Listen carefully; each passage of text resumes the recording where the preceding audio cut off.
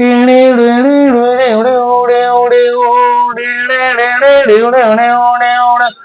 दीवानो इन्हें पहचानो, कहां से आए, कौन है ये है डॉन, ये है डॉन, ये है डॉन डॉन डॉन। नमस्कार दोस्त, मैं शताब खान इसके टीचिंग वल्लभ में आपका पुरजोर स्वागत करता हूं। आज मैं अंडरवर्ल्ड डॉन के बारे में बता रहा हूं कि कैसे ये राइज हुआ, कैसे फॉल हुआ, यानी उगे कैसे और उसके बाद खत्म हो गया। मुंबई में अंडरवर्ल्ड डॉन अगर देखा जाए तो अब लगभग समाप्ति हो चुका है। अब गिने चुने जो हैं वो दबे कुचले अपनी जिंदगी बिता रहे हैं। लेकिन एक समय था जब मुंबई में सड़कों पर, गलियों पर अंडरवर्ल्ड के लोगों की धाक जमती थी और पुलिस भी बैठ के खाली तमाशा देखती थी, वो कुछ कर नहीं पाती थी। आज से मैं लगभग जाऊंगा 70-80 साल पहले। आपको याद होगा पठान, यानी पठान गैंग जो है जिसने बनाया था शेर खां के नाम से मशहूर, यानी पठान।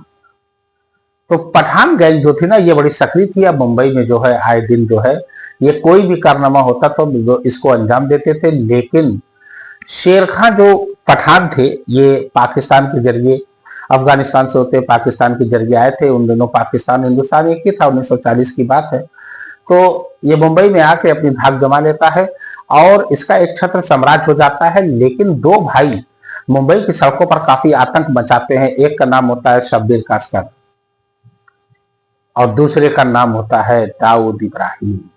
और इधर शेर खां यानी करीम लाला, इनका ओरिजिनल नाम था करीम लाला। करीम लाला के नाम से बड़े मशहूर थे। और करीम लाला ने जब देखा कि ये दोनों भाई जो है बड़ा काफी आतंक मचा रहे हैं और बहुत ज्यादा खून खराबा बढ़ गया है, तो पहले तो करीम लाला ने हाथ मिला लिया हाजी मस्तान से। और हाजी मस्तान का भी उन दिनों बड़ा रुतबा था, कुली की नौकरी करते थे। लेकिन कुली की नौकरी करते करते ये स्मगलिंग की दुनिया में आए और देखते देखते ये छा गए, बहुत बड़े आदमी हो गए। और उधर साउथ से वरदराजन आए थे। वरदराजन भी जो है ये पहले तो छोटा मोटा धंधा करते थे, उसके बाद जो है ये हाजी मस्तान से हाथ मिलाया और हाजी मस्तान के द्वारा करीम लाला का एक दोस्त था। इंदिरा गांधी जब देश के प्रधानमंत्री थे तो उस समय भी करीम लाला से बाकायदा उन दोनों लोगों की मुलाकात हुई थी। मुंबई में एक छत्र साम्राज्य हाजी मस्तान का था और करीम लाला का था। और दाऊद इब्राहिम और उसका भाई शब्बीर कासकर मुंबई की सड़कों पर बड़ी खून खराबा करते थे। मैं दाऊद इब्राहिम और शब्बीर कासकर के बारे में आपको बता दूं एक बात, और ये जानना सभी लोगों के लिए बहुत जरूरी है कि दाऊद इब्राहिम यानी और शब्बीर कासकर उसका भाई, बड़ा भाई, ये दोनों जो है इब्राहिम कासकर के बेटे होते हैं। इब्राहिम कासकर की सभी संतानों में दाऊद इब्राहिम और शब्बीर कासकर और उसकी एक बहन रहती है हसीना पारकर, ये तीनों देखा जाए तो मुंबई के अंडरवर्ल्ड में एक पकड़ थी इन तीनों। और इब्राहिम कासकर के बारे में मैं बता दूं, जो दाऊद इब्राहिम के पिता थे, ये मुंबई में महाराष्ट्र पुलिस में हेड कांस्टेबल थे। और एक बार इत्तेफाक से पहली बार दाऊद इब्राहिम जब पकड़ाया था तो ये पकड़ने का जिम्मा दिया गया था इसके पिता को, इब्राहिम कासकर को। और इब्राहिम कासकर न चाहते हुए उसको पकड़े थे, उसको बड़ी डांट लगाए थे और उसको घर से भगा दिए थे। घर से भागने के बाद वो अपने दोस्तों के साथ इधर उधर रहता था और इसका भाई शब्बीर कासकर इसके साथ देता था। धीरे धीरे करके ये गैंग बढ़ती गई और करीम लाला के नाक में दम कर रखा था। तो करीम लाला ने अपने आदमियों को भेजकर दाऊद इब्राहिम और शब्बीर कासकर को उठवाया और पिटवाया। और कहते हैं कि ये दुश्मनी और ज्यादा दुश्मनी में बदल गई और दाऊद इब्राहिम ने कसम खा लिया था कि करीम लाला के गैंग को मैं समाप्त करके रहूंगा। धीरे धीरे जो है ये दुश्मनी बढ़ती जा रही थी और उधर हाजी मस्तान से करीम लाला से दोस्ती थी। लेकिन हाँ, एक बात मैं बताऊंगा कि हाजी मस्तान की दोस्ती दाऊद इब्राहिम और शब्बीर कासकर से भी थी। दाऊद इब्राहिम और शब्बीर कासकर की दुश्मनी जो थी वो करीम लाला से, और करीम लाला बड़ी फिराक में रहते थे कि कैसे दाऊद इब्राहिम और शब्बीर कासकर को निपटाया जाए। इस बीच उन्हें एक लड़का मिलता है जो बड़ा ही तेज तर्रार होता है, दमखम रखने वाला होता है, दिलेर होता है, निडर होता है, फियरलेस होता है, यानी ब्रेव होता है। उसका नाम होता है मनोहर अर्जुन सुर्वे, मानिया सुर्वे जो है रत्नागिरी में पैदा होता है। अपनी ताऊ ताई की यहाँ जो है रहता है दादर में मुंबई के, और धीरे धीरे बड़ा होता है। काफी होनहार रहता है, पढ़ने में काफी तेज रहता है। 76% से वो ग्रेजुएशन कंप्लीट करता है और उसके बाद जो है नौकरी की तलाश में वो लगा रहता है। यूपीएससी वो तैयारी करना चाहता है, आईएएस आईपीएस बनना चाहता है, लेकिन उसका एक भाई रहता है भार्गव सुर्वे। अब भार्गव सुर्वे अपराध की दुनिया में उतर चुका था। वो आए दिन लोगों से हफ्ता वसूली करना, छीना झपटी करना, छिनैती करना, इन सब में इन्वॉल्व रहता था, शराब के अड्डे चलाता था। और इन सब से बड़ा परेशान रहते थे उसके घर वाले, और खास करके मनोहर अर्जुन सुर्वे भी बड़ा परेशान रहता था।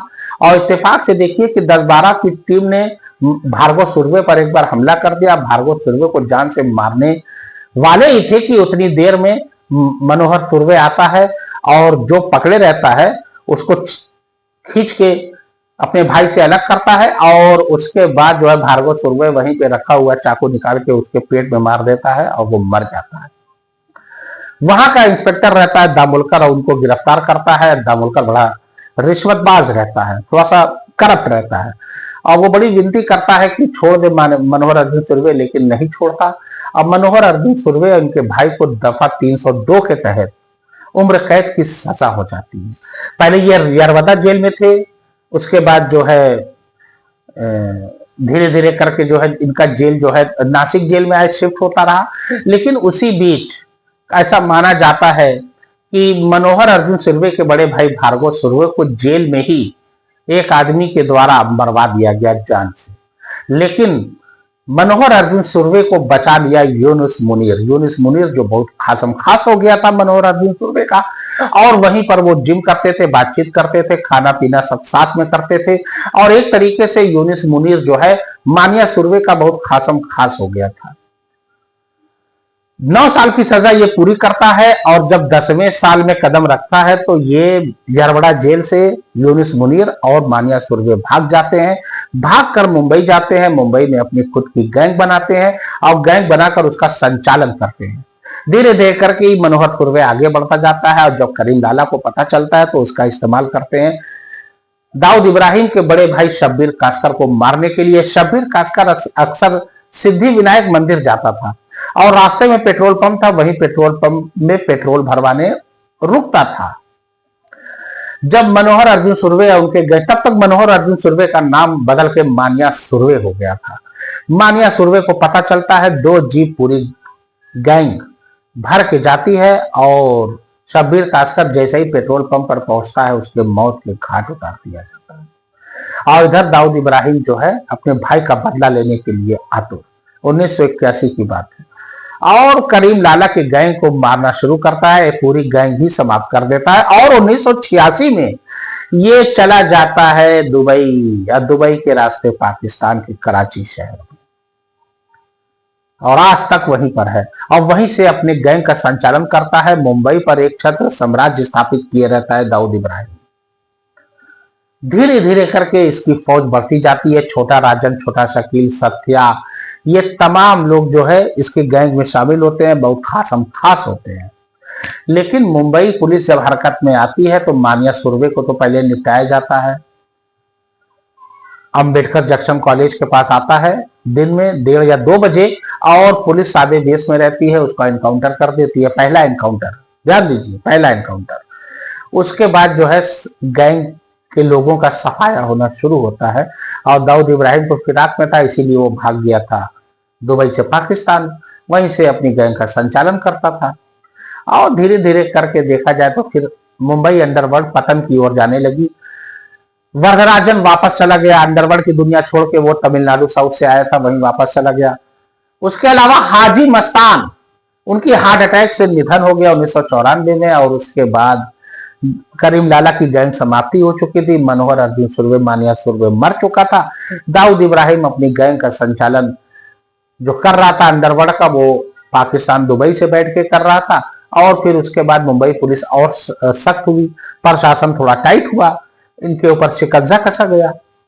तमाम जब 1993 में जब बम ब्लास्ट होता है 11 जगह, अब बहुत से बेकसूर मारे जाते हैं, तो मुंबई पुलिस द्वारा इसे सबसे मोस्ट वांटेड अपराधी घोषित किया जाता है दाऊद इब्राहिम को, और इसकी तमाम संपत्तियों को जब्त कर लिया जाता है।